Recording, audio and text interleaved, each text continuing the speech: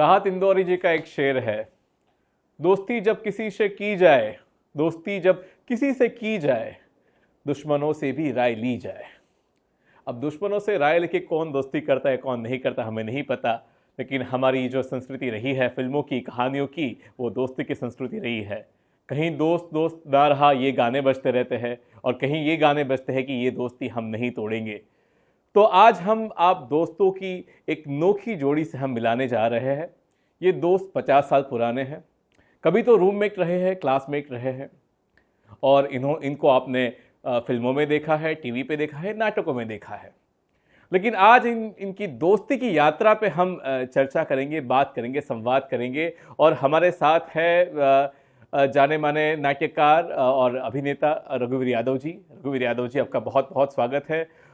और गुजरात की रंगभूमि के जाने माने दिग्दर्शक, अभिनेता, गायक राजू बारोक जी। नमस्कार। तो आज हम राजू और रघुवीर की दोस्ती के किस्से सुनेंगे। तो रघुवीर जी, आपसे शुरुआत करते हैं। बताइए, क्या आपने किसी दुश्मन की राय ली थी राजू जी से दोस्ती करते वक्त? नहीं जी, जब मैं पहली दफ़ा राय क्या लूँगा, मैं किसी से राय खुद लूँ। मैं मेरी खुद ही राय जो थी कि एनएसडी में जब हम था एडमिशन के लिए हमारा जो इंटरव्यू हुआ, तो मैं पहले पहुंच गया था। ये रविंद्र भवन में हुआ करता था, मंडी हाउस रविंद्र भवन में एनएसडी उन दिनों। तो मैं पहले पहुंच गया था, फिर वो लिफ्ट खुला और एक शख्स जो शत्रुघ्न सिन्हा टाइप की मूछ हुई, यूँ लटकाई हुई यूँ मूछ, और एक लंबा सा आदमी जो पूरे जितने वहाँ पे थे इंटरव्यू के लिए आए थे, इंटरव्यूअर जितने भी थे वो, और भी लोग जो करीब मेरे ख्याल से वो दिन कुछ 150 लोग रहे होंगे। और वो सब आए और एक शख्स लंबी सी हाइट पर ये करके वो यूँ करके मुस्कुराता हुआ बाहर निकला। तो मैंने कहा अगर एडमिशन हो गया, इसका भी हुआ, मेरा हुआ, तो ये तो हमारी तो दुश्मनी पक्की है, क्योंकि मैं तो बिल्कुल ऐसे ही बच्चा सा हूँ, और ये तो इससे लड़ूंगा कैसे मैं। तो मैंने तय किया कि उठा के पत्थर मार के भाग जाऊंगा मैं। तो पहली मुलाकात यही हुई, दुश्मनी से सोची हुई कि अगर कुछ हुआ तो फिर मैं तो ऐसे भागूंगा, क्योंकि ये लगा था कि गुंडा आदमी है, ये इस तरह की मूछें रख के आए हो तो लड़ेगा जरूर मुझसे, और लड़ेगा तो यही तरीका के पत्थर मार के भाग जाऊंगा, फिर ढूंढते रहो मुझे। और हुआ कि दुश्मनी की बजाय मेरे ख्याल से हम एनएसडी में सबसे बेहतर दोस्त हम ही थे। तो ये शोला और शबनम जैसी बात हुई। आप बड़े दिखने में बड़े अलग है, आप बड़े अलग है, आप एक गांव से आते हैं, आप एक शहर से आते हैं, और ये जो है ये मेल मिलाप जो है, और एक नाटक करने वालों की अपनी एक दुनिया होती है। कोई पूछ ले कि क्या कर रहे हो, नाटक करते हो, और उसके बाद बोलेंगे अच्छा और क्या करते हो। तो मुझे लगता है ये एक पागलपनी है जो आपको जबलपुर से, आपको बड़ौदा से जहाँ खींच के लेके आया। और जुड़ने की वजह म्यूजिक था। अच्छा, गाना था। तो एक दूसरे को पसंद करने लगे, और एक दूसरे की बातें ज़्यादातर तो मैंने उसी से सीखा है। बाकी बस हम एंजॉय करते थे एनएसडी में, रेपरटरी कंपनी में, और जब भी महफिल लगती है तो हम लोग छाए रहते थे। तो ये हाँ, तो वो महफिल कैसी, मतलब हॉस्टल डेज आपके कैसे थे? हॉस्टल डेज में क्या, जब ये होली का जब त्यौहार होता था, तो होली में ये था कि मैं और एक और हमारा दोस्त था जो तीर्थ बहादुर शेरचंद, जो नेपाल का था, वो भी हमारा क्लासमेट, वो मादल बजाया करता था, हारमोनियम बजाया करता था। हमारे पास तो था ही नहीं हारमोनियम, मालूम भी नहीं था। और उससे पहले मैं पारसी थिएटर से निकला हुआ था, तो गाने वाने का तो वहाँ से आदत पड़ी हुई थी मेरी। तो हम तीनों वहाँ जाके जो महफिल जमाते तो पूरा मोहल्ला इकट्ठा होता था। और ये कि मेरे ख्याल से सुबह 7-8 बजे से शुरू होते तो शाम को 2:30, 3, 4 बजे बज जाते थे। तो ये महफिल में शुमार कौन कौन होते थे? सारे लोग, राज बब्बर भी उन दिनों 3rd ईयर में थे, और बहुत सारे लोग थे, जो पंकज कपूर और ये जो बड़े बड़े एक्टर जो उन दिनों तब तो स्टूडेंट हुआ करते, सारे लोग थे। लेकिन हम तीनों किसी को नहीं कुछ करने देते थे। एक सुधीर कुलकर्णी हुआ करते थे, एक के बाद एक फिल्मी गाने, इधर के गाने उधर के गाने, कुछ इम्प्रोवाइज करके भी कुछ गाने गा दिया करते थे। तो पूरा मोहल्ला वहाँ इकट्ठा होता था। तो राजू जी, कौन से गाने, मतलब आपका फेवरेट गाना कौन सा था? कभी होता है ना परफॉर्मेंस दिमाग में तय रहता है कि यहाँ तो ताली बजनी ही बजनी है। हम गाते थे। तो ये कौन सा कोई अरे उसको क्या याद होगा बताइए, क्या चतुर नार कर क्या सिंगार, या क्या चतुर नार। और उधम मचा। पूरा हम दोनों बिल्कुल। तो गाता कौन था, बजाता कौन था? गाना तो यही था, चतुरनार करके सिंगार मेरे मन के द्वार, ये घुसत जात हम हंसत जात। अरे किशोर कुमार वाला पार्ट ये गाता था और मन्ना डे वाला पार्ट मैं गाता था, क्योंकि उधम जो मचा नहीं है वो किशोर कुमार मचा था। हाँ, उनकी आवाज में एक लड़कपन था, एक एक एक एक ये हम कहानी है।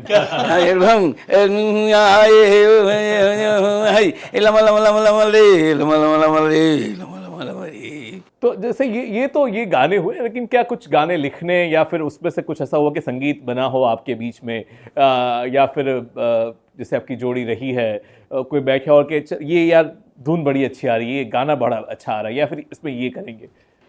तो ये तो एक तो वहाँ एनएसडी में भी म्यूजिकल जो होते थे, जैसे लैला मजनू हुआ, एक हमारे यहाँ गिरिराज जी आए थे वहाँ से मथुरा से, तो वो थे, तो इसको मजनू बना दिया।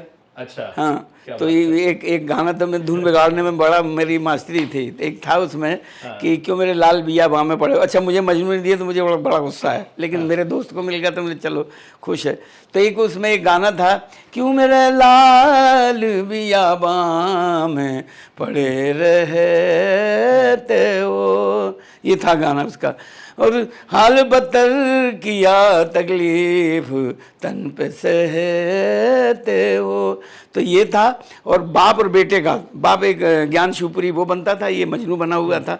तो मैं क्या करता था इनका गाना बिगाड़ने के लिए, अभी गाना ये है कि क्यों मेरे लाल बिया बाह में पड़े रहते हो, तो मैंने धुन चेंज कर दी, क्यों मेरे लाल बिया बाह में पड़े रहते हो, सितम है लगते जिगर ये भी नहीं जानू, ऐसे भूले के पिदर को भी ना पहचानू, क्यों मेरे लाल बिया बाह में। इसके बाद ये गाने भूल जाए, वहाँ शो चल रहा, तो ये क्यों मेरे लाल, क्या नाम उसका, वो ज्ञान शिवपुरी, तो वो सी यही से शुरू क्यों। तो क्या दर्शकों को अंदाजा आ जाता था कि कुछ गड़बड़ हुई है, या आपको संभालना पड़ता था? हम संभाल लेते हाँ, लेकिन माथे पे हाथ चले जाते ही कलब के क्या धुन क्या है। इतना तो ये आपका लय और मिजाज, ये इस तरह बस से ऐसे ही मजे करते रहते थे। और क्या दिल्ली में क्या आपकी, जैसे आप मंडी हाउस तो पास में था, और वो सर्कल मुझे लगता है जहाँ पे बीच में रिहर्सल्स होते हैं, और कहाँ, क्योंकि कनॉट प्लेस पास में था, हाँ, खाने पीने की जगह पास में थी। जी, तो खाने पे जब हम शुरू में थे, हमें 200 रुपये स्कॉलरशिप मिलती थी। अच्छा। 200 रुपये में से कोई 190 कट जाते, 10 रुपये बचते थे, उसी में हम महीना चलाना पड़ता था। तो क्या है, राज बब्बर भी था, रंजीत कपूर थे, और एक और जयदेव हतंगड़ी उन दिनों था, नहीं थे, नहीं, एक और, हाँ, सुधीर कुलकर्णी, ये तो हम लोग 3, 4, 5 लोग मिलके वहाँ पहले विज्ञान भवन में ये हुआ, सैटेलाइट वहाँ हुआ करता था, तो हम जाते थे 4-5 लोग, और एक गाना वहाँ रिकॉर्ड करवाते थे। वहाँ विवेक सिन्हा और क्या नाम उसका, सबा जैदी, ये लोग थे। तो हम जाके एक गाना गाते तो हमें 150 रुपये का एक चेक मिलता था। अच्छा। कौन सा गाना? गाना फोक गाते थे, हाँ, कोई भी फोक गाना एक, और मेरे पीछे पढ़ते थे कि तो मैंने तो बिहार और यहाँ का, यूपी के बहुत सारे फोक थे, तो एक आध गाना, हाँ, छत्तीसगढ़ कहीं कहीं के थे, तो हम जाके गा के आते, 150 रुपये मिलते थे, तो 5 लोग जाते थे। तो अब किसी के पास हमारा बैंक अकाउंट तो हुआ नहीं करता था, तो वहाँ कनॉट प्लेस में गेंडावल की दुकान हुआ करती थी, तो वहाँ वो चेक उसको देते थे, मेरे चेक हुआ करता, उसमें 2.5 रुपये काट के दे देता था। तो 147 रुपये मिलते, तो ये लोग 30 रुपये लेते थे, गाना मेरा ही होता था, मुझे 27 रुपये मिलते थे। 2.5 मेरी जेब से कटते थे, 2.5 रुपये मेरी जेब से कटते थे, तो ये था। अच्छा। और ये, और एक बड़ी, जब भी कोई रूममेट होता है ना, तो एक आपके अनकहे रूल्स होते हैं, माने आप जैसे बाथरूम यूज करना है, या ये सुबह उठने का टाइम, ये कह देते कि आप ये करना मत करना। तो जैसे राजू जी, ये कौन सी इनकी बात थी जो आपको पसंद? एक रूममेट की ऐसी बात तो होती, पसंद होती ही नहीं है। क्या हुआ तो कि स्कूल में थे तब तो खाना वाना पकाना तो मेस में होता, पर जब रेपेटरी में हम लोग थे तो हम फ्लैट शेयर करते थे। खाना पकाना तो मुझे आता नहीं था, ये बहुत अच्छी रसोई पकाता है। तो मेरे हिस्से में बर्तन साफ करना आता था। तो ये होता रहता था। और जब भी नया कोई प्ले रेपर्टरी में शुरू हुआ हो और हमारा कास्टिंग हो चुका हो या तो कास्टिंग होने वाला हो, हमारे दोनों के बीच में कोई डायलॉग नहीं होता था। अच्छा। खोए रहते थे उसी नाटक में, क्या करना है क्या नहीं। मेरे पास, मैं यहाँ से मोटरसाइकिल लेके गया था वहाँ, तो मोटरसाइकिल पर भी बात नहीं होती थी। अच्छा। गए रेपर्टरी में रिहर्सल किए वगैरह वगैरह, वापस आए, अपनी उसमें लगे रहते। ये खाना पका लेता, मैं खाना पक गया। उसके बाद एक दिन तो क्या हुआ, उसने राम रोटी बनाई थी, यानी एक मोटी सी, अच्छा अच्छा, जिसमें 4-5 रोटियां समा जाओ। और दाल फ्राई मैंने बना ली थी। दाल फ्राई जैसा कुछ मैं बना सकता था। जैसे मैंने पतीला उठाया और हाथ से छिड़क गया, सारी दाल नीचे। और राम रोटी तो है, अब दूसरी पकाए कहाँ, क्योंकि 10-11 बज गए थे रात के। एक दूसरे का चेहरा देखा, हरी मिर्च ली और हरी मिर्च के साथ वो राम रोटी खाई। तो ये। लेकिन आप बताइए कोई ऐसी बात जो पसंद नहीं है आपको, मतलब लगता था कि यार ये क्या रूममेट है मेरा, मतलब ये चीज ठीक नहीं है, दोनों बताइए। ऐसा कभी नहीं हुआ। अच्छा, ऐसे कुछ नहीं है। हमारा या तीसरा, इनके सामने कहना नहीं चाहते हैं। ना बिल्कुल नहीं। हमारा तीसरा जो स्कूल में जब थे, तीसरा हमारा रूम पार्टनर तीर्थ शेरचंद जो नेपाल से था। हम लोग स्कूल से आए, हमने स्कूल से हारमोनियम, ढोलक वगैरह वगैरह इशू करवा लिए थे। और वो वायलिन भी बजाता था, फ्लूट भी बजाता था, मादल लेके आया था वो। तो वो उसके पास से इसने हारमोनियम बजाना सीखा। अच्छा। मैंने भी हाथ आजमाया, पर मैं हारमोनियम पकड़ नहीं पाया। तो ये खासियत इसमें ये रही है।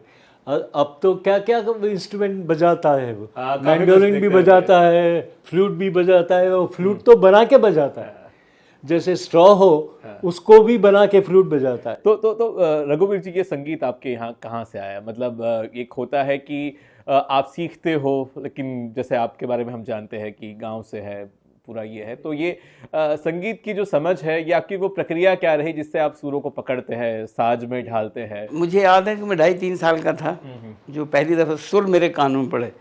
तो मैं जबलपुर गाँव, बिल्कुल गांव देहाती, मैं बैलगाड़ी चलाता था, भैंसे चराया करता था, बचपन में खेती वेती करता था।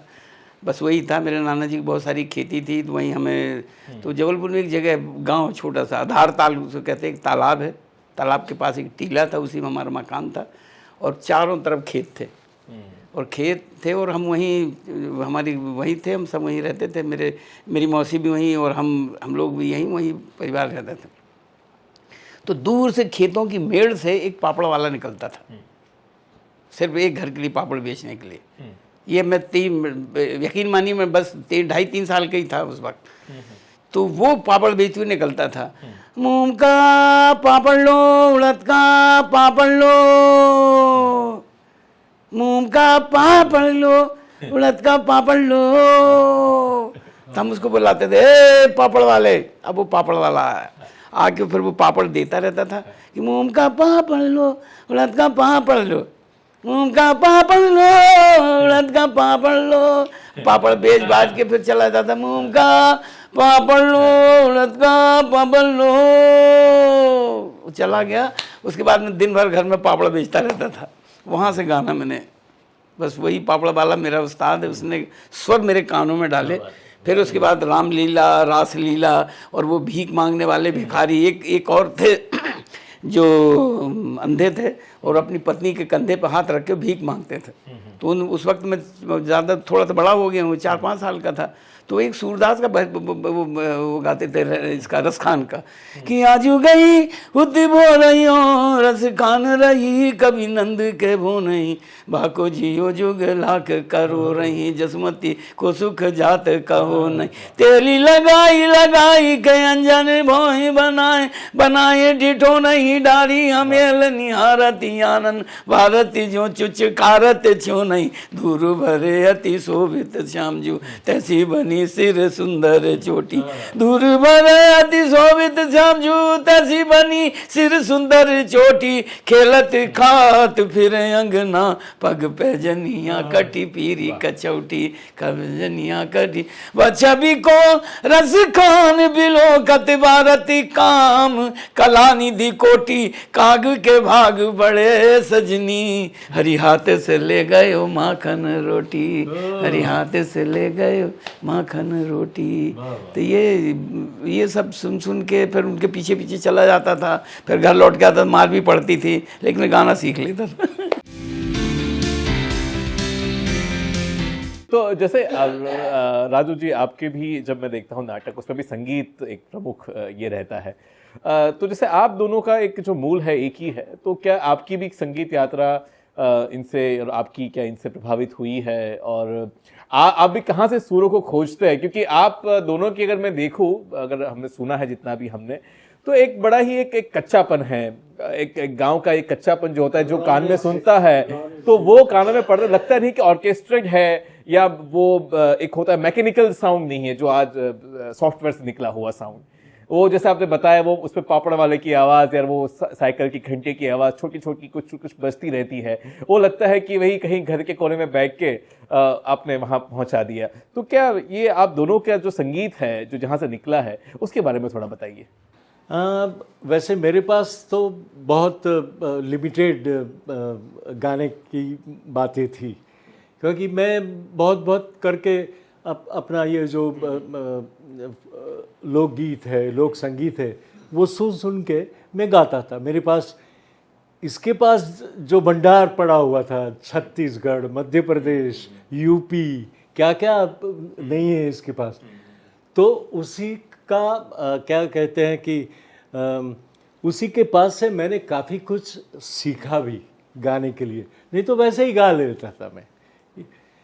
एक किस्सा मुझे याद है, तब पूल देशपांडे, PL देशपांडे संगीत नाटक अकादमी के सेक्रेटरी थे और स्कूल संगीत नाटक अकादमी से जुड़ी हुई थी।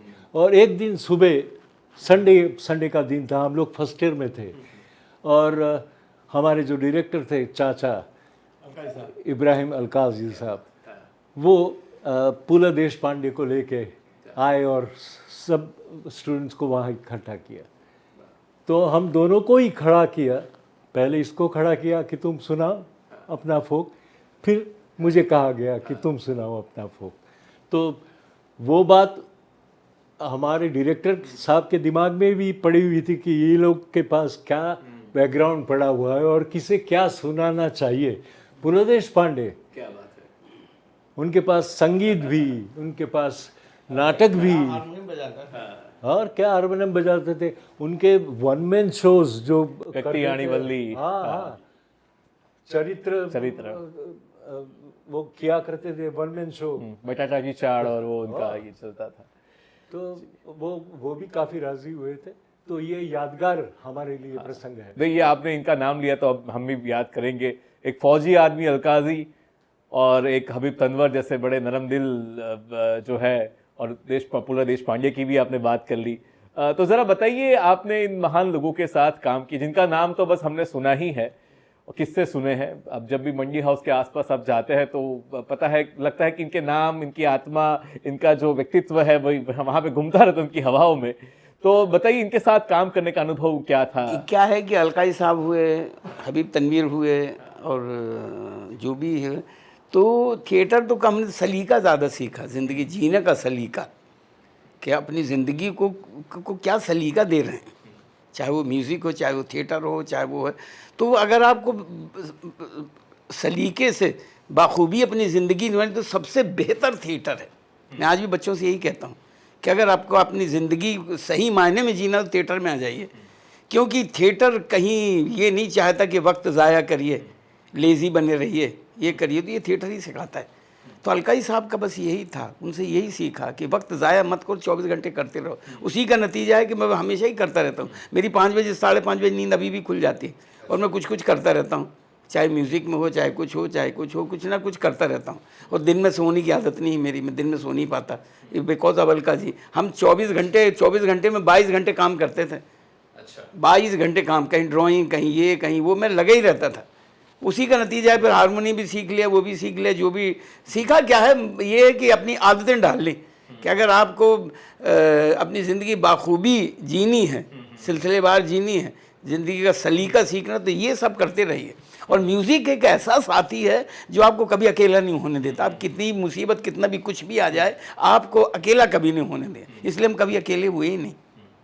आप कर डालिए जो भी करना, हम अकेले हुए नहीं। अगर हमें आप तकलीफ़ दे देंगे तो तकलीफ़ों में हम चीज़ें निकाल लेंगे, और वो हमारे लिए एक भंडार है, हमारे एक वो है कि हमने रख लिया है, अब ये कभी ना कभी काम आएगी। और हमेशा ऐसा हुआ है। फिर मैं जब उलट पलट के देखता हूँ तो कि को हमेशा कामयाबी के पीछे एक तकलीफ या कुछ भी एक तजुर्बा छुपा रहता, वो मैंने हमेशा संभाल के रखा। ये बचपन से ही आदत थी।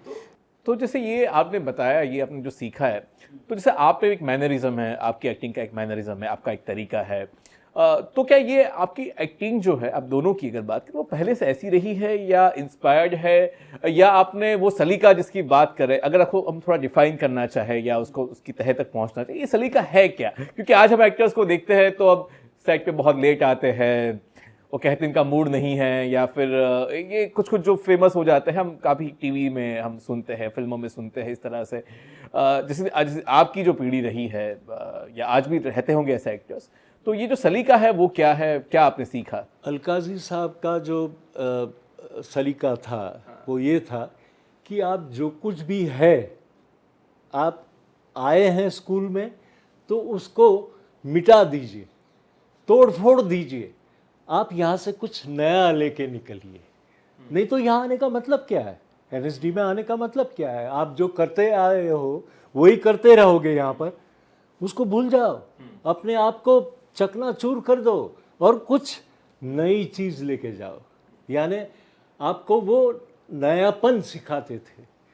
तो जो पहले का राजू बारोट था वो एनएसडी के बाद नहीं रहा। वो बिल्कुल नए तरीके से अपने रोल को या तो अपने नाटक को दिग्दर्शन में अपनाएगा, वो कि कुछ नई चीज़ लाए।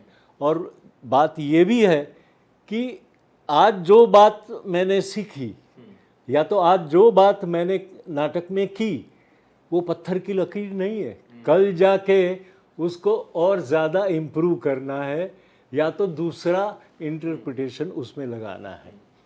तो रघुवीर जी से ये बताया कि जैसे भरत मुनि जिसको कहते थे कि एक पर काया प्रवेश करना होता है, रस संक्रांति एक लानी होती है कि जिस तरह से आपके किरदार बदलते हैं, किरदारों में जैसे नाट्य शास्त्र में तो ये भी है कि एक किरदार में जाना तो ठीक, वापस आने की विधि भी बताई गई है कि आप जैसे हो गए, आप प्रधान जी हो गए तो वापस रघुवीर भी होना है। तो ये आपकी जो अभिनय की यात्रा है इतने सालों में, आपने क्या क्या सीखा और आप किस तरह से अपने आप को तराशते हैं हर बार? क्या हर बार वो एक होता है, लेबर पेन होता है, या अपने आप को फिर से जन्म देना होता है, वो होता है, या लगता है कि ये अब ये चुटकियों में हो जाने वाली चीज़ है, पर्दा खुलते हो जाता है? अब क्या है आपके? मुझे ये लगा कि अलकाजी साहब ने तैरना नहीं सिखाया, उन्होंने डूबना सिखाया। अच्छा, क्या बात है। डूब जाइए। और ये भी कि एक डिसिप्लिन होता है एक कैरेक्टर का, वो उन्होंने सिखाया। क्योंकि मैं उससे पहले पारसी थिएटर में 6 साल रहा हूँ, और वहाँ ऐसी आदत थी कि हमें कहानी बता दी थी, हम बता दिया करते थे, हम नाटक कर देते थे कोई बगैर रिहर्सल के। ये आदत पड़ गई थी। तो वो करने के वहाँ हुआ ऐसे ही कि अलकाजी साहब ने कुछ दिया करने के लिए, तो कर दी, तो फैल गया मैं। फैल ऐसे गया कि वो संवाहक एक नाटक था, सॉरी संवाहक रोल था, ये मिट्टी की गाड़ी। तो उन्होंने क्या किया, एक दिन हम लोगों को बुलाया फर्स्ट ईयर वालों को, और ये लोगों की रिहर्सल 1 महीने पहले, उसमें पंकज कपूर भी रोल कर रहा था, राज बब्बर भी थे, बहुत सारे लोग थे, और बुलाए गए। तो मुझे हम लोगों को बुलाया गया क्राउड सीन के लिए। तो कहा कि क्राउड सीन है, बाज़ार है, बाज़ार में ये निकल के वो बसंत सेना और वो उसको लेके जाता है जो भी है, तो आप लोगों को क्राउड में करना है। तो कहा कि सबको बता रहे, मुझसे पूछा क्या करोगे, मैंने कहा करके दिखाऊं, क्योंकि हमारी ये आदत थी वहाँ की थी। उनका करके दिखा, बोले अभी करूँगा। हाँ, मैं खड़ा हो गया स्टेज पे, उनका बोल करो, बस वो लजी उठ बैठ, कुछ मुश्किल कुछ आए, जिसको काटे काला नाग कई पेट जिए, और लो मेरे सज्जनों, जिसको काटे जुल्फनागन मांग कर पानी ना पिए, अजगर करे न चाकरी, पंछी करे न काम, दास मलूका कह गए सबके दाता राम, बच्चे जरा बैठ जा। मैंने अलकई साहब की तरफ इशारा की, बच्चे जरा बैठ जा। तो मेहरबान, कदरदान, उगालदान, थूकदान, पीकदान, आपकी बस्ती में हर माही की 24 तारीख को आता हूँ। क्यों आता हूँ, किस लिए आता हूँ, बताऊँगा। क्या होता है, पेट में दर्द होता है, सर में दर्द होता है, मसूड़ा सूख गया है, 2 गद्दे गद्दी तो थोड़ी दवा गद्दे रख के 2 गिस्से सर मार, 2 गिस्से ठंडे पानी से कुल्ली करो, 32 दांत बाहर, पेट में दर्द हो गया है, मसूड़ा सूख गया है, कुछ भी है, बीमारी है, 1 तोला खा के 1 गिलास ठंडा पानी पियो, सुबह को खाओ, शाम को ना मर्ज रहेगा ना मरीज रहेगा। बक बक बक बक बक करके मैंने दवा बेच दी। तो बस वो खड़े देखते रह गए। उसके बाद शाम को पहुंच गए, बोले आपको संभाग का रोल कर लीजिए। अब वो रोल पंकज कपूर कर रहा था, तब मुझे मालूम नहीं क्या, उन्होंने पकड़ा दिया। अब मैं गया पंकज के पास, ढूंढ छटपटा दी कि मुझे स्क्रिप्ट दे दो भैया। तो वो कहता नहीं मैं तो नहीं दूंगे, सप्रू हाउस में बैठे हुए थे ये लोग, मना कर दिया। फिर अनिल चौधरी ने मुझे, क्योंकि उसके गाने लिख रहे थे वो, तो उनके पास था स्क्रिप्ट, वो दे दिया। अब मैं स्क्रिप्ट और भी काम थे, किसी तरह पढ़ा, और दूसरे दिन 2 बजे के आसपास लंच के बाद रिहर्सल थी, तो वही सीन उन्होंने किया। तो पंकज से मैंने कहा कि कर लो यार, मैं देखूंगा उसके बाद करूँगा मैं। तो बोले नहीं वो पलकई साहब बताएंगे, आप करो। मैंने कहा मैंने पढ़ा भी, स्क्रिप्ट भी नहीं पढ़ा है भी, मुझे बहुत कच्चा, मुझे कुछ भी नहीं याद है। वो कह नहीं वो तुम ही करो, वो बता देंगे। मैंने सीन पढ़ लिया, मेरा वो पारसी थिएटर जाग गया। मैंने सीन पढ़ा, और सीन में 3-4 लोग थे, वो जुआ हुआ खेलते हैं कुछ उस तरह का वो सीन था, वो मिट्टी की गाड़ी प्ले था। तो गया और बस जाके मैंने पढ़ा, और बस मैंने अपनी तरह वो पारसी थिएटर स्टाइल में कर मारा, पूरा सीन कर दिया। वो दूसरे जो और भी कैरेक्टर साथ में थे उनके भी डायलॉग बोल दिए, घुमा फिरा के पूरा सीन कंप्लीट करके मैं उतर आया। बल्कि साहब ने जो मुझे डांट पिलाई, बोले भाई साहब ये मथुरा वाली एक्टिंग यहाँ नहीं चलेगी तुम्हारी। बोले कैरेक्टर का एक दायरा होता है, एक डिसिप्लिन होता है, उसके बाहर जाओगे तो बर्बाद हो जाओगे, वो सीखो। फिर उन्होंने बड़ा लंबा सा लेक्चर दिया, तब मुझे समझ आया कि भैया इनका एक्टिंग में डिसिप्लिन भी होता है, कैरेक्टर का डिसिप्लिन भी होता है। फिर वो सिलसिला शुरू हुआ। फिर बस वही ढूंढने लग गया कि जो आपका दायरा, कैरेक्टर का एक दायरा हो, उससे बाहर जाओगे तो, और ये जो ओवर एक्टिंग, मिमिक्री, कैरिकेचर, इससे मैं फिर बच गया। अच्छा, तो जैसे बहुत बड़ी मिसाल ये है, फिल्म इंडस्ट्री में जब रघुवीर गया तो लोगों ने उसको उसी टाइप के रोल देने शुरू कर दिए, और उसने उसको मना कर दिया कि मुझे टाइप नहीं बनना है। एक बार जो रोल किया आप भूल जाइए, आप मुझसे दोबारा वो रोल मत करवाइए। और इंडस्ट्री तो ऐसी है, जिसको सक्सेस कहाँ से मिली उसी को पकड़ के एनकेज करते हैं, पकड़ देते। तो जैसे रघुवीर जी, आपका एक मुझे पर्सनली मुझे बड़ा अलग सा लगा, जैसे वो हिटलर वाला किरदार, वो कभी हिटलर सोच नहीं सकते आपके अंदर आएगा या किस तरह से होगा, क्या होगा। वो क्या थी आपकी प्रोसेस, क्योंकि आप बाकी तो आप जैसे बताया कि देहात से, आप हर वो हिंदुस्तान की मिट्टी से ही आपका किरदार निकला है। अब जो किरदार जिसको इतनी नफरत की जा रही है पूरी दुनिया में, जिसके ऊपर कसीदे ये खींच रहे हैं, तो वो किरदार आपने कैसे किया, क्या उसमें आपने, और आपको झिझक हुई क्या? नहीं झिझक कुछ नहीं हुई। क्या है कि मैं तो एक्टर हूँ, तो झिझक ये कि थोड़ा मुश्किल काम था, क्योंकि जो उसकी फितरत थी, जो उसकी जहनीत थी, जो उसकी शख्सियत थी, वो उस शख्सियत में बिल्कुल बरक्स था, मैं उससे बिल्कुल उल्टा हूँ। वो मेरी इस तरह की फितरत है ही नहीं, इस तरह की सोच है ही नहीं। लेकिन क्योंकि एक्टर हूँ तो मुझे वो फितरत मुझे लानी पड़ेगी। मैं हमेशा कैरेक्टर में से खूबी ढूंढता रहता हूँ, इसकी खास बात क्या है, ये कैरेक्टर में इसकी खूबी क्या है, ये क्यों है। कहीं ना कहीं अच्छाई भी है, ख़राब भी है, तो कुछ ना कुछ अच्छाई बेहतरी तो होती है। अगर वो बेहतरी का पता चल जाए तो उसकी जो खामियां हैं उनका भी पता चल जाए कि खामियां हैं क्यों। और कहीं ना कहीं उस बेहतर बनने के चक्कर में, कहीं वो इंसानियत के चक्कर में ही वो बिगड़ भी जाता है, शख्सियत बिगड़ भी जाती है। तो वो मैंने देखा, तो मुझे एक ज़रा जब मैं उसको स्टडी कर रहा था, तो मैंने देखा कि वो जो एक उसके साथ उसकी फ्रेंड थी, उसने शादी की उससे पहले, सुसाइड करने से पहले, ताकि ये ना कि उस पर आँच ना आए। वो बात मुझे बड़ी लगी, इंसानियत, आए। हाँ, वो किलर उसने 46 मर्डर किए थे, 47 मर्डर किए थे, तो वो श्री राम राघव ने वो पहली 92 में वो फिल्म की थी, तो बस उसके मर्डर तो किए थे, लेकिन मुझे समझ नहीं आ रहा था क्यों करता था। तो उसने जो जज के सामने अपने आप कन्फेस किया था, वो मैं पढ़ा, वो पढ़ लिया, वही था उसके पास कि ये बोला है। उसमें एक चीज़ मैंने देख ली, उसमें लिखा था वो कि कहीं दुकान पे गया चाय वाले से, उसने कहा कि मुझे एक चाय दो, प्योर दूध की चाय दो। तो वो कहता है कि मैं देख रहा था, उसने मुझे नकली दूध का चाय दिया। तो मैंने सोचा इसका मर्डर करना चाहिए। अब ये है तो अब मर्डर करना चाहिए, तो उसे ऐसे जैसे चाय पीने वाला ये उसके, फिर वो उन लोगों को वो करने लगा कि जो गरीब जो जी नहीं पा रहे हैं वो है, और मर्डर करता भी था तो ऐसा नहीं कि बड़ा आँख वाँख निकाल के ये कुछ नहीं, बस वो जाता था वैसे किसी के यहाँ जाके उसको मार दिया कि इसको जीना का हक नहीं है, क्योंकि बहुत वो है, मार के और वहीं बैठ के कुछ थोड़ा बहुत जो दाल चावल उल्टा सीधा पड़ा वो खा लेता था, पैसे से कुछ मिलते नहीं थे, बस ऐसे करके वो चल पड़ता था। और ऐसे रहती, इसलिए उसको पकड़ने में कितने साल लगे ढूंढने में कि बिल्कुल नॉर्मल रहता था।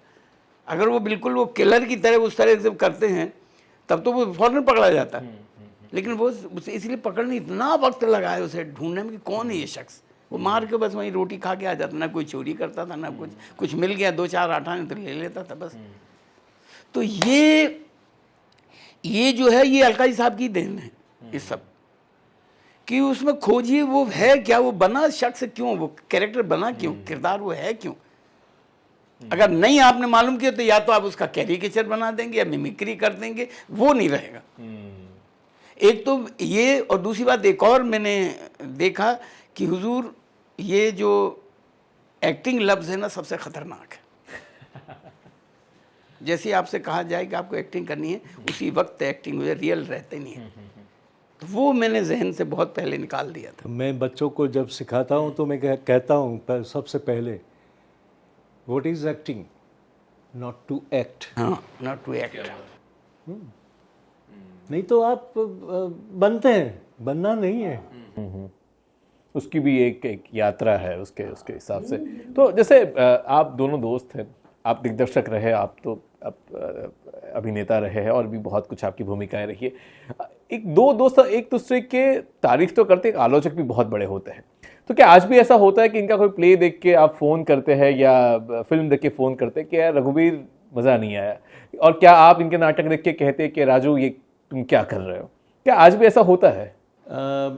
दिल्ली के बाद क्या हुआ, ये बम्बई में मसरूफ़ रहा और मैं अहमदाबाद में, तो हम एक दूसरे का काम, ज़्यादातर मेरा काम, इसका काम तो पर्दे पे आ जाता है, मैं देख सकता हूँ, ठीक है। मेरा काम तो जंगल में मोर नाचा किसने देखा। तो मेरी बहुत सारी बातें वो देख नहीं पाया, पर मुझे याद है कि पन्नालाल पटेल को जब ज्ञानपीठ अवार्ड मिला तब हमने वहाँ पर मानवी नहीं भवाई परफॉर्म की थी, और ये सब देखने आए थे, और काफ़ी सालों के बाद हम वहाँ मिले थे। तो इसी तरह हम एक दूसरे का काम देखते रहे, और मैंने कभी उसको उसके काम के लिए कभी क्रिटिसाइज़ किया नहीं है, मैंने उससे सीखा है। क्रिटिसाइज करना मतलब एक सुधार की दूसरी बात मैं बताऊं कि ये जो क्रिटिसाइज क्या है कि ना इसने कभी अपने आप को परफेक्ट समझा, ना मैंने परफेक्ट समझा। क्यों, हमें हमेशा हम कभी संतुष्ट नहीं रहे अपने काम से। तो सीधी सी बात है, जब संतुष्ट नहीं, अभी मैं आज इतना सारा कर दिया, मैं पूरी तरह से संतुष्ट नहीं, हमेशा 65 और 70 के आसपास ही पहुंचा हूँ, इतना अभी बाकी रह गया। कोई भी उठा के मेरा बेहतर से बेहतर काम, चाहे उसमें अवार्ड मिला हो, चाहे मैं हमेशा कमियाँ ही ढूंढता रहता हूँ, बहुत खुश नहीं हुआ ना। वो कभी खुश होता है ऐसा कि मैं बड़ा ग्रेट कर दिया। जब ऐसी बात है तो मुझे, जब उसकी कमियाँ उसको खुद ही मालूम, तो मैं कौन होता हूँ उसको कमियाँ बताने वाला। तो जैसे बहुत ही मुश्किल है ये बात कहना, जब आपको इतना प्रसिद्धि आपको भी इतनी मिल गई है, तो आपका ये फिल्म इंडस्ट्री में, ये नाटक की दुनिया में आपका सबसे बड़ा आलोचक कौन है? क्या आप कोई आदमी आके आपको सही बात बता पाता है? सही बात मतलब कि जो सही आलोचना कर पाता है, या फिर कह पाता है कि नहीं ये ठीक नहीं लिखा है, या वो अच्छा आपके नहीं किया? मेरे ही सेंस है, मेरे अंदर ही है। अच्छा। हैं कुछ लोग हैं घर वाले, कुछ तो बोल ही देते, बता ही देते हैं। और मेरा बेटा बहुत बड़ा आलोचक है मेरा। वो तो सांस भी अगर गलत ले तो वो भी पकड़ लेता है। क्योंकि वो म्यूजिशियन है। और जो जो म्यूजिशियन में जो सेंसिबिलिटी होती है वो मेरे ख्याल से और बहुतों में नहीं हो पाती, वो सिर्फ देख ही पाते हैं। ये फील कर लेता है कि वो फील करके बताता है कि आपने वहाँ वो गलत है या ये वो किया। तो अभी तो सबसे बड़ा आलोचक, और मैं सच कह रहा हूँ, सबसे बड़े आलोचक बच्चे ही होते हैं। अच्छा। तो वो बच्चे दूसरे भी बच्चे, और मुझे बच्चों से बड़ी मोहब्बत है और मैं बच्चों से बहुत सीखता हूँ। जो ईमान, जो सच्चाई उनके अंदर होती है वो कहीं हम बड़ों में नहीं हो पाती। तो इसलिए हमेशा हम बच्चे ही रहना चाहते हो, बच्चे बन के सीखते ही रहना चाहता हूँ। मुझे नहीं करना, मुझे कामयाबी नहीं चाहिए, मुझे सीखना है, सीधी बात ये है। तो राजू जी, जैसे मैं बता रहा था कि आप एक दूसरे का काम देखा है, तो जो 70 के दशक के रघुवीर थे और 70 के दशक के राजू थे, आप एक दूसरे की यात्रा के बारे में बताइए कि आप क्या देखते हैं इनमें, इतने सालों के बाद आप इनमें क्या देख रहे हैं, क्या कमियां या क्या खूबियां, या फिर लगता है कि नहीं यार वो दिनों में बहुत बढ़िया काम किया, आज ही क्या? मुझे तो यही लगता है वो जो निकला था ना वहाँ से लिफ्ट से, उसमें सिर्फ इसने मूछें कटवाई, बाकी वैसे ही के वैसा बाकी वैसे ही के वैसा है। मुझे कोई बदलाव हमसे नजर नहीं आया। और आपको? हम अभी आ रहे थे कार से स्टूडियो पर, तो उसने एक बहुत अच्छी बात बताई कि हम लोग जो काम करते हैं ना, वो काम और लोग नहीं कर पाते। जैसे उसने कहा कि अलकाजी साहब ने डूबना सिखाया। हम तो डूबते भी हैं और फिर बाहर निकल कर कहते हैं कि नहीं, अब कुछ नया करना है, अब ये हो गई बात, भूल जाओ इसको। तो मुझे लगता है कि भले सालों हम मिलते नहीं हैं या कुछ भी है, मगर हमारी वेवलेंथ एक है। रघुवीर जी, एक आर्थर कॉनन डॉयल जिसने शेरलॉक होम्स लिखी, उसके जीवन में बड़ा दुख था।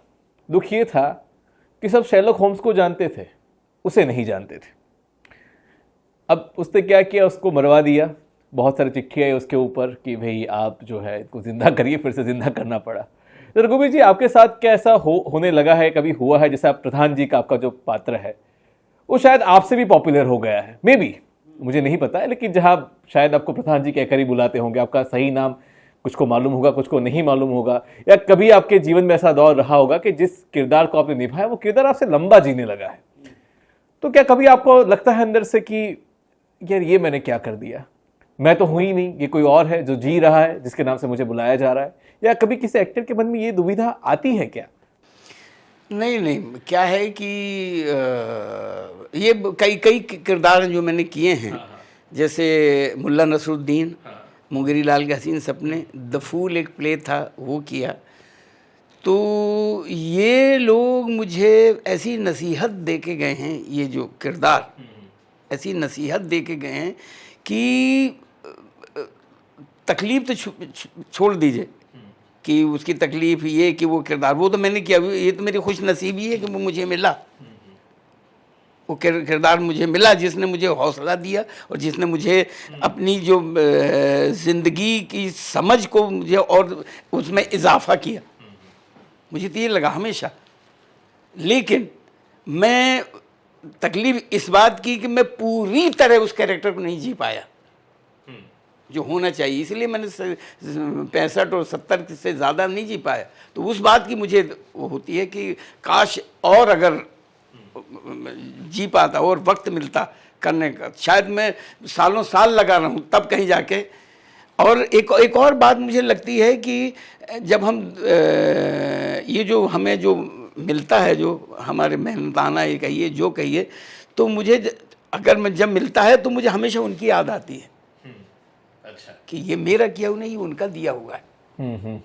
क्या वो जो किरदार हैं, जो पता नहीं कैसे जिया, कैसे मरा, कैसे रहा, क्या कैसे उसकी परवरिश हुई, भूखा मरा, वो कैरेक्टर उसने बनाया और वो मैंने किया और मुझे उसका खमियाजा मुझे मिल रहा है, जो भी है। तो मुझे कभी तो मैं बस तलाश में हूँ बस, इसलिए मुझे कामयाब नहीं होना। मैं नहीं होना चाहता कामयाब, मुझे सिर्फ काम करना है और ना मुझे कोई मंजिल बनानी है, ना मुझे कुछ नहीं करना है, मैं बस सिर्फ रास्ते में चलना चाहता हूँ, रास्ता बनता रहे, चलता रहे। और ये कि मुझे किसी से कि ये किरदार किया और ये तो वो बन गया और मैं वहीं रह गया, मैं वहीं नहीं रहा हूँ, मैं वहीं रहना ही चाहता हूँ, उसी जगह पे। रघु का फिल्मी दुनिया में प्रवेश हुआ मैसी साहब से, ठीक है, पर जब उसने मुंगेरी लाल का किरदार किया तो ज़्यादा पॉपुलर हुआ, क्योंकि घर घर टेलीविज़न पहुंचा हुआ था, ठीक है। अब घर घर अभी पंचायत पहुंच रही है, तो पंचायत के जो किरदार निभा रहा है तो वो लोग याद करते हैं। तो मुझे लगता है कि रघु यही समझता है कि भले ही किरदार से मुझे लोग जाने, किरदार बड़ा है, मैं नहीं। नहीं, लेकिन आप जैसे अच्छी बात, मुंगेरी लाल को याद किया, तो वो विकल्पहीन दिन थे। आज OTT की बात है, विकल्प प्रचुर दिन है। तब भी मुंगेरी लाल को जानते थे, आज प्रधान जी को जानते, और वही रघुवीर जी है इतने सालों से। तो अब मुंगेरी लाल है, दूरदर्शन को तो याद करेंगे, दूरदर्शन के उस पर बैठे हैं। तो आप दोनों का दूरदर्शन के साथ नाता रहा, आपका तो अहमदाबाद के साथ नाता रहा, आपका भी दिल्ली दूरदर्शन के साथ नाता रहा। हालांकि बहुत जो भी नेशनल स्कूल ऑफ ड्रामा में गया है, क्योंकि दोनों पड़ोसी है तो जो नेशनल स्कूल में ड्रामा में जाता है, दूरदर्शन के साथ कहीं ना कहीं उसके रिश्ते रहते ही है। तो आपका रिश्ता कैसा रहा दूरदर्शन के साथ? ज़िंदगी दी है दूरदर्शन ने, और लोगों तक पहुंचाया। और क्या है कि नाटक तो इतना है कि दूरदर्शन की वजह से ही, और पहले जो सैटेलाइट जो विज्ञान भवन में हुआ करता था, तो एक बात बताऊं मैं कि मेरे घर वालों को थिएटर का मालूम नहीं था कि ये थिएटर करता है, नाटक करता है क्या, और बस ये था कि क्या करता है कुछ पता नहीं। तो मैंने एक दिन बोल दिया, वहीं से घर से बात हुई तो बताइए क्या करते हो, मैंने कहा टेलीविज़न में काम करता हूँ। तो उनको टेलीविज़न का समझ ही नहीं था, तो रेडियो हुआ करता, टेलीविज़न क्या काम, मैंने बताया टेलीविज़न होता है जो रेडियो की तरह होता है, उसमें फ़ोटो भी दिखाई देती है। अभी क्या है कि फिर वो जो टीवी घर घर शुरू होने लग गए, तो अभी मुझको, मैंने बहुत सारा काम कर चुका था मैं। तो हुआ ये कि एक मैंने खामखा के लिए काम किया, एक ऐड था वो इसका सहानी टायर का, क्योंकि दूरदर्शन वो आ गया, टीवी आ गया, तो मैं नज़र ही नहीं आ रहा था, मैं तो यहाँ थिएटर कर रहा था। तो वो सहानी टायर का, तो उसमें सिर्फ मुझे वो टायर दबा के इतना बोलना था, करेक्ट करेक्ट साइकिल थी और जाके वहाँ देखता था, करेक्ट ये था। तो वो चल पड़ा वहाँ उसमें टीवी पे के करेक्ट भाई साहब, वहाँ से जो मेरे खत आने शुरू हो गए, लेटर आने लगे, बड़ी सशक्त भूमिका आई। अच्छा, ये कौन से साल की बात है? ये होगी मेरे ख्याल से 74-75 के आसपास, जब ये अचानक एकदम से शुरू हो गया था ना, तब की बात बता रहा हूँ मैं। एक और मैं बताना चाह रहा हूँ, तो शेयर करना चाहता हूँ कि आपने जो कहा ना कि वो कैरेक्टर हो गया, उसकी तकलीफ़ और ये कि वो तो वो ले गया। एक मैंने बड़ी ख़राब फिल्म की, ऐसा नहीं कि मैंने बहुत ख़राब काम किया है मैंने, लेकिन करने के बाद मुझे नसीहत भी मिल गई। बहुत ज़्यादा नहीं किया, मतलब ख़राब काम ऐसे कि जो नहीं करना चाहता वो करना पड़ गया। तो फिल्म करने के बाद वो फिल्म रिलीज़ भी हो गई। तो मैं कहीं फंक्शन में गया, मुझे कोई ले गया, तो फंक्शन में जो ले जाते हैं ना 4-5-6 लोग, वो गए जाके स्टेज पे, मैंने अच्छी सी बातें कर दी, भाषण भी दे दिया, ये वो सब उतर के हम नीचे आने लगे। नीचे आए तो वो साथ में थे, मेरे साथी ले जा रहे, तो सामने से एक महिला दिख गई। तो कहते सुनिए यादव जी, आपको शर्म नहीं आती? अच्छा। मैं तो चौंक गया, मैंने कहा भैया मैंने ऐसे क्या बोला कि, मैंने कहा मैंने क्या किया? बोले किसी को तकलीफ पहुँचाती हो, आपको शर्म नहीं आती? तो मैंने कहा मैंने किसको तकलीफ दी? बोले मुझे। मैं तो डर गया, मैंने कहा मैंने क्या किया भाई, मैं तो जानते नहीं, शक्ल भी जानते। सुनिए ज़रा, मुझे बात करनी है आपसे। तो अभी ये लोग मुझे पकड़ के खींच ले, बोले पागल है वो। मैंने नहीं मैं सुनता हूँ, क्या बोल क्या रही है? तो मैं गया आगे, मैंने कहा बताइए क्या? तो कहते आपने वो फिल्म क्यों की, वो फिल्म क्यों की आपने? तो मैंने कहा इसलिए की कि मुझे अब यहाँ बम्बई आया हूँ, घर चलाना पड़ता है और ये करना पड़ता है। तो वो रोने लग गई कहते देखिए, आंसू आ गए सच में। कहने लगी कि देखिए आप भूखे मर जाइए लेकिन इस तरह की फिल्म मत करिए, हमें बड़ी तकलीफ होती। हाय हाय हाय। फिर सॉरी, मैंने कहा नहीं नहीं सॉरी नहीं किया, आपने बहुत बड़ी जिम्मेदारी दे दी, मैं आपसे माफ़ी चाहता हूँ कि मैंने ये वो फिल्म की, और चाहे मैं भूखा मर जाऊँ, वाकई आज के बाद मैं कभी ऐसा कोई काम नहीं करूँगा जो मेरे ऑडियंस को तकलीफ़ पहुँचाए, मेरे दर्शकों। अब बताइए क्या कहा जाए इसको, अब कौन सी तकलीफ़ मुझसे ज़्यादा वो अगर मैं, तो अब ये जिम्मेदारियाँ हैं, ये जिम्मेदारियाँ हैं, ये बोझ आज भी रखा, बोझ तो नहीं है, वो जिम्मेदारी अभी भी है मेरे कंधे पे। मैं कौन होता हूँ किसी एक शख्स को भी, और ये सिर्फ मेरी नीयत की वजह से ये हो सकता है कि मैं तकलीफ, मेरी नीयत ये है कि मैं बहुत रईस बनना चाहता हूँ, बहुत सारे पैसे कमाना चाहता हूँ, कुछ भी उठा के, कोई भी फिल्म कुछ भी उठा के कर लो। तो ये नसीहतें, ये सबक आपकी चारों तरफ फैले हुए हैं, हम लेते नहीं हैं हम इस तरह की नसीहतें। मैं पारसी थिएटर में था तो मैं पहले इनके मुकेश, मन्ना डे, रफ़ी, इन लोगों के गाने नकल किया करता था। तो एक वहाँ सार्जेंट बाबा थे जो 80-85 साल के होंगे, वो गेट कीपर हुआ करते थे वहाँ थिएटर के। तो हम वहाँ रिहर्सल कर रहे थे, वो झनक झनक मन्ना डे का गाना गा रहे थे, तो सब हारमोनियम मास्टर, ढोलक मास्टर सब वहीं थे, सब कर रहे हैं। तो सार्जेंट बाबा बीड़ी पी रहे हैं बगल में बैठे हुए, तो ये लोग तो तारीफ़ कर रहे हैं, तो पूछ लिया कि बाबा देखा क्या बढ़िया गा रहा है? तो उन्होंने कहा हाँ, यूँ कर दिया ना। तो उन्होंने कहा हाँ हाँ, अरे देखो बिल्कुल उसकी, मन्ना डे की बिल्कुल उसी की कॉपी करता है। तो कहता है कॉपी करता है बेटा, कॉपी नकल कोई नहीं, अल्लाह ने तुझे जब खुद दिया है तो क्यों कॉपी करके कहाँ जाएगा जब वो खुद जिंदा है? क्यों नकल करता है किसकी? उसका उसके पास रहने दे, जो तुझे अल्लाह ने दिया उसे पहचान।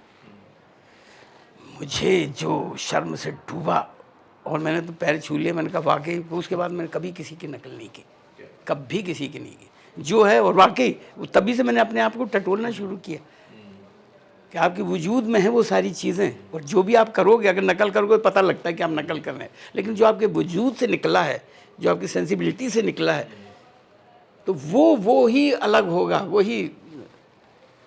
तो ये इस तरह की ये तो सिर्फ हम एक को किसी को गुरु नहीं कह सकते, ये पूरी कायनात, पूरी सृष्टि में गुरु भरे पड़े हैं।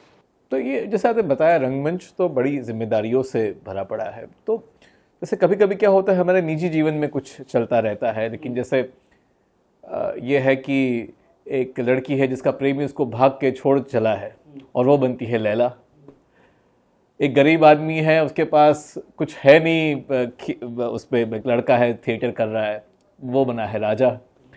जो आप जिंदगी में नहीं होते हो, जो पाने की चाह रखते हो, वो किरदार करने को जब आ जाए तब कैसे इसको करते हैं? जो आपको निजी तौर पे भी उसकी चुभन हो सकती है, तो क्या ऐसा किरदार भी आते हैं, या ऐसे किरदार भी आपको लिखने पड़ते हैं, बनाने पड़ते हैं? वो पड़ते ही होंगे। तो आप वो कॉन्फ्लिक्ट को कैसे रिजॉल्व करते हैं उस मौके पे जब आपकी पीड़ा उस चरम पर है और आपको किसी को सुख देना है आपके अभिनय से? तब देखिए क्या है कि हम लोगों का ये जो पेशा है ना, वो ऑब्जर्वेशन वाला है। आप ऑब्जर्व करके दूसरी, ये रूहानी काम है, ये जिस्मानी काम नहीं है, ये रूहानी काम है। तो ये बहुत बड़ा अध्यात्म, मेडिटेशन, ये सारी चीज़ें हैं।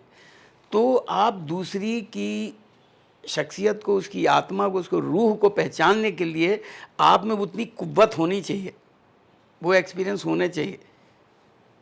वो कैसे आता है? वो वही है कि आप तकलीफ़ों कितने प्रकार होते हैं। कोई एक चीज़ की तकलीफ में, उंगली कटेगी उसकी तकलीफ़ अलग है, किसी ने आपको धोखा दिया उसकी तकलीफ़ अलग है, किसी ने आपसे झूठ बोला उसकी तकलीफ़ है, कोई सगा आपका मर गया उसकी तकलीफ़ है। सब तकलीफ़ों में फ़र्क है। ये फ़र्क आपको पहचाने, सिर्फ आपसे निकालने से तकलीफ़ नहीं बयां कर सकते आप। और एक बात बता दूँ हुज़ूर, जब तक टूटता नहीं तब तक बनता भी नहीं। तमाम उम्र देख लीजिए, कुछ ना कुछ टूटा होगा कुछ बनने के लिए। तो वही हम जो कहीं कहीं टूटा है, हम उसे खोजते रहते हैं, उन्हीं से चीज़ें बनाते रहते हैं। ये हमारा पेशे का, ये हमारा फ़र्ज़ है। तो जैसे राजू जी ये यही रियाज है हमारे इस एक्टर सिर्फ डायलॉग बोल के एक्टर नहीं बनता, एक्टर में रियाज करना पड़ता है। जैसे एक सितार बजाने वाला 24 घंटे रियाज करता है, एक्टर का भी फर्ज है कि 24 घंटे रियाज कर समझ चीज़ों को, एहसासों को महसूस कर, इमोशंस कैसे होते, कैसे बनते हैं, अंदर कैसे बनते हैं, बाहर कैसे निकलते हैं। मैं सिगरेट तक नहीं पीता। जब सलाम बॉम्बे मुझे मिला तो मैं सिगरेट भी नहीं पीता और मुझे चरस पीनी थी, वो जो गर्द वो पीनी थी। तो मैंने नाना से कहा यार मैंने तो कभी पी नहीं, मैं क्या करूं? तो कहता कि एक काम कर, मैं जाके वहाँ मिलवा देता हूँ एक डॉक्टर से। तो डॉक्टर के पास गया तो वही बताने लगा। मैंने बताने में देखना चाहता हूँ। तो वहाँ पे वो ग्रांट रोड पे वहाँ सब उनके, तो मैं वो गर्दुल्ले बैठे रहते थे, मैं दूर जाके बैठ के उनको ऑब्जर्व करता रहता था कि जब नहीं पीते तो क्या होता था। नहीं तो अब ये जो बारीकियाँ वो वही है कि आप उन बारीकों को कैसे पढ़ें, कैसे उस रूह को समझें। तो यही अभ्यास है। यही अलकाई साहब ने लोगों ने बताया कि योग करिए, योगा करिए, वो हमारे कंपलसरी था योगा करना। हाँ, तो योग से ही आप अपने अंदर को टटोलते हैं, अपने आप को पहचानते हैं, अपने सेंसेस पहचानते हैं। तो वहीं से आपको शुरू होता है। अब ये सिर्फ गणित नहीं है, ये बिल्कुल गणित नहीं है। ये महसूस करना है, ये एहसास करना है। इसलिए कितनी भी बड़ी तकलीफ़ हो जाए, मैं उसको तकलीफ़ को वो नहीं, मुझे ये लगता है ये कोई सबक है मुझे ज़िंदगी का मिला हुआ है जो मुझे आगे कभी काम आने वाला। और मैं सच कहता हूँ कि हमेशा वही चीज़ काम आई जो मेरे पहले गुजर चुका है, उसको मैंने बहुत संभाल के सहेज के रखा हुआ, क्योंकि मैं एक्टर हूँ। मेरा ये फ़र्ज़ है सहेज के रखना, संभाल के रखना। भूल जाने की कोई वो नहीं है, हमारे पास गुंजाइश ही नहीं। बहुत अच्छी बात कही। 2 और 2 4 होता है, ये गणित है। मगर इसमें ये प्रोफेशन में 2 और 2 5 भी हो सकता है, 2 और 2 3 भी हो सकता है। तो ये मुझे याद आ रहा है असाध्य वीणा कि एक ऐसी वीणा है जिस पे तार लगे हैं, सब साज है, लेकिन बजाने वाला चाहिए। टूटी हुई वीणा है लेकिन उससे भी उस साज से भी एक आवाज निकलनी चाहिए। और साज की बात बता दूं मैं, साज का आपने सारे तार मिला लिए हैं, तो हमें तार कैसे मिलाने चाहिए जो वाकई वही उसकी कुव्वत, उस तार की उस कुव्वत के हिसाब से। अगर आपने चढ़ा दिया बजेगा तो सुर में, लेकिन आपने ज़्यादा टाइट कर दिया तो वो थोड़ी ढीला कर दिया बजेगा, सुर निकलेगा उसमें, लेकिन वो ढीलेपन कैसा है। तो बिल्कुल सही धार पे, तो वो धार हम ढूंढते रहते हैं जो धार आज तक नहीं मिल पाई किसी। आपने गाना लिखा है कोई? ऐसे ही लिखे हुए हैं। कोई आपका गाना अगर सुना दे, क्योंकि साज की बात निकली है तो फिर थोड़े बहुत गहरे चले गए, थोड़े उसमें चलते हैं। कोई आपका गाना अगर, या आप दोनों ने साथ में कोई गाना लिखा हो या बनाया हो? क्यों मेरे लाल बिया बाँ में पड़े रहते हो, हाल बदतर किया तकलीफ तन पे सहते हो। फिर उसका जवाब है, ये मंजू का फादर है जो क्यों मेरे लाल भैया। तो क्यों मुझे घेरे खड़े, क्यों मुझे घेरे खड़े, और ये क्या कहते हो आप सब लोग, बताओ तो कहाँ रहते हो। क्या बात है, कितनी पुरानी परंपरा से ये सारे गाने निकले हुए हैं। तो जैसे ये है आपका भी गाना एक, अगर आपका लिखा हुआ, आपका कंपोज किया हुआ कुछ कंपोज किया तो बता दूंगा मैं। ये मैं वो अभी यहाँ सुन लीजिएगा जो अभी प्ले, उसमें भी मेरा सारा म्यूज़िक मेरे किया हुआ है, अभी कल जो होने वाला है। हमका जोगनिया बना गए अपन जोगी हो गए राजा, हमका जोगनिया बना गए अपन जोगी हो गए राजा, ना जाने किस राह में खो गई, प्यार में तेरे जोगन हो गई कैसी जा, अगन लगा गए अपन जोगी हो गए राजा, हमका जोगनिया बना गए अपन जोगी हो गए राजा। एरी पवन परदेस जो जइयो मोर पिया से यो जा कहियो कैसी जा, अगन लगा गए अपन जोगी हो गए राजा। ये सब तो जैसे आपने जो महंगाई डायन भी लिखा या गेना फूल भी आपने किया, तो क्या ये गाने है वैसे ही आपने ले लिए या नहीं, फिर उसमें गाने आपने कुछ है फोक है, लेकिन फोक को मैंने थोड़ा अपना अंदाज दे दिया। जैसे ये था महंगाई डायन, तो पहले उसमें महंगाई पे जोर था, जो फोक था कि सगी सैया तो खूब ही कमाते, महंगाई डायन खाए जाते, महंगाई डायन खाया जाता, ये गाना था। तो मैंने महंगाई को छोड़ के सैया पे जोर दे दिया कि सखी सैया सैया तो खूब ही कमाते हैं, महंगाई डायन खाए जाते हैं। और पहले तो सखी सैया तो खूब ही कमाते हैं, महंगाई डायन खाए जाते हैं। तो महंगाई को छोड़ के सैया पे जोर दे दिया। फिर उसमें एक अंतरा भी लिख दिया कि साल घसीटता आ गो जून, महंगाई मेरो पी गई खून, और हाफ पैंट हो गई पतलून, पड़े खटिया पे यही बड़बड़ाते हैं, महंगाई डायन खाए जाते हैं। और बस आखिरी दौर में थोड़ा आपने आप कहे कि बॉलीवुड में बहुत लेजेंड लोगों के साथ काम किया, मीरा नायर चाहे हो, श्याम बेनेगल जी हो या फिर आशुतोष गोवारिकर जी हो, बहुत बहुत लोगों के साथ। और उस दौर से आपने शुरुआत किया जब कहा कि टीवी घर घर पे पहुंच रहा था, तब से लेके ओटीटी तक की आपकी ये यात्रा रही है। तो अगर इसको समेटा जाए कुछ शब्दों में या कुछ अल्फाज अगर आप बताएं कि क्या इसके मायने क्या है, या कहाँ पे आप इसकी यात्रा के बाद कहाँ देख रहे हैं, जब आप टेलीस्कोप से देखते हैं अपनी लाइफ को, अगर तो आप कैसे देखते हैं? क्या है कि इन सब के साथ काम किया, और ये है कि अभी कुछ भी नहीं किया। ऐसा लगा ज़िंदगी बड़ी छोटी सी है, बहुत कुछ सीखने के लिए है, बहुत कुछ पड़ा हुआ है, अभी बस इतना सा ही है। और ख़ास तौर पे ये सिर्फ एक ज़िंदगी जीने का पेशा नहीं है, ये हज़ारों लाखों करोड़ों ज़िंदगियों का पेशा है कि उनको समझिए, उनको करिए। तो एक ज़िंदगी में कहाँ ख़त्म होती है सारी चीज़ें। तो इसके लिए जन्म जन्म जन्म लेते रहना पड़ेगा। और हमेशा मैं तो चाहता हूँ कि यही क्या है कि अपनी ज़िंदगी का मज़े लेके और दूसरी ज़िंदगियों का एहसास या मज़ा या एहसास जो भी कहिए, वो इसी पेशे, एक्टर के पेशे में ही आता है। हमने एक्टर को समझा नहीं, बहुत बड़ा साधु होता है एक्टर।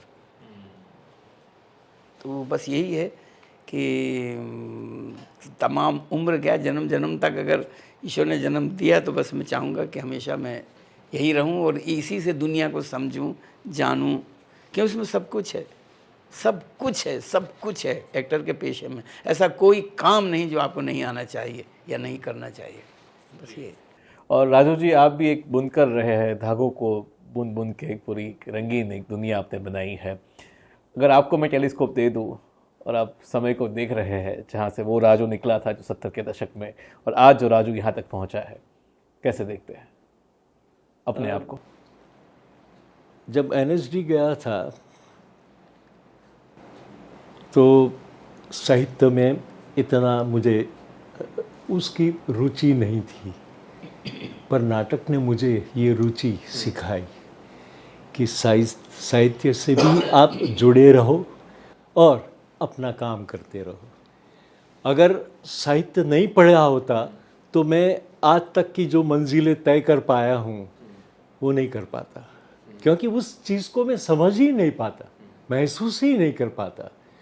तो मुझे लगता है कि अभी भारतवर्ष में तो बहुत सारा साहित्य पड़ा हुआ है, मगर गुजरात में भी इतना साहित्य पड़ा हुआ है कि उसको एक एक को चुन चुन कर मैं रंगमंच पर लाना चाहूँगा।